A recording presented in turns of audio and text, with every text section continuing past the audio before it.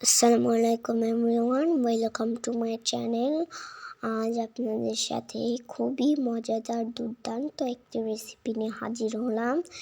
রেসিপিটি যে একবার ট্রাই করবে তার হাত চেটে খাওয়ার মতো হবে, যদি আপনারা এই পদ্ধতিতে একবার ট্রাই করেন। তো বেশি কথা বাড়াবো না, চলুন শুরু করা যাক। তো প্রথমে একটা কড়াইয়ে 2 কাপ পানিতে আমরা 2টা বড় দেখে আলু আর আমরা 5টা ডিম সিদ্ধ করতে দিয়েছি। এবার এটাকে সিদ্ধ করতে দিব 2 থেকে 3 মিনিট। 2 থেকে 3 মিনিট পর এটা সিদ্ধ হয়ে গেলে আমরা ডিমগুলো ছিলে পাশে রেখে দিব আর আলুগুলোকেও।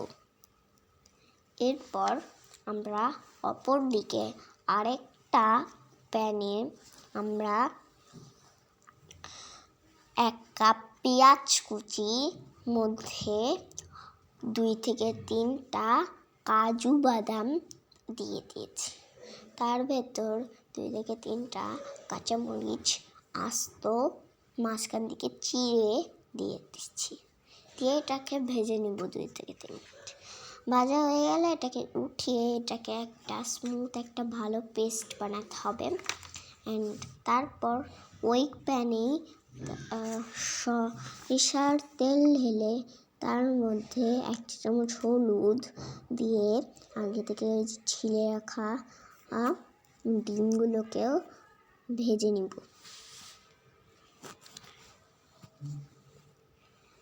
ডিমগুলো দেওয়ার পর এখানে আমরা 1 চামচ লবণ দিয়ে এটাকে খুব ভালো করে একটু হালকা ভেজে নিয়েছি। এবার ভাজা হয়ে গেলে এটাকে উঠিয়ে রেখে দিব। এবার ওই পাত্রে আমরা 1 চামচ ঘি দিয়ে দিব।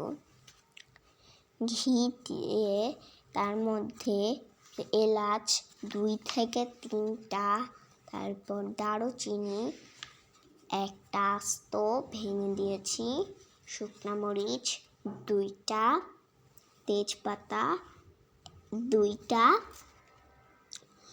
এবার এই ফোড়নগুলো ভালো করে ভেজে নিব। এবার ভাজা হয়ে গেলে এর মধ্যে আমরা আগে থেকে যে পেঁয়াজ বাটা আর কাজু বাদাম আর কাঁচামরিচ দিয়ে যে পেস্টটা করেছিলাম সেটা দিয়ে দিব 1 চামচ। তারপর পেঁয়াজ বাটা 1 চামচ দিয়েছি, রসুন চামচ 1 চামচ, আদা বাটা 1 চামচ আর টমেটো পেস্ট 1 চামচ দিয়ে এর মধ্যে আমরা 1 চামচ চিনি দিয়েছি। তবে চিনিটা কিন্তু অপশনাল, চাইলে স্কিপ করতে পারেন আপনারা। এবারে মশলাগুলোকে ভালো করে কষিয়ে নিতে হবে। কষানো হয়ে গেলে এর মধ্যে আগে থেকে ভেজে রাখা ডিমগুলো দিয়ে দিব।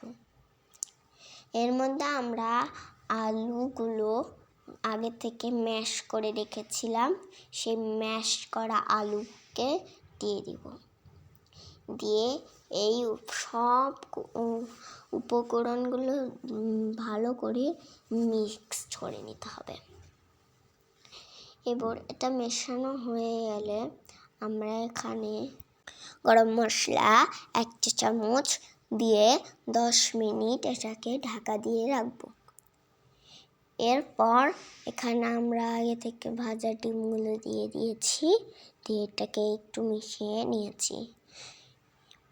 এবার মেশানো হয়ে গেলে এটাকে আরও আমরা 5 মিনিট মতো কুক করে নেব।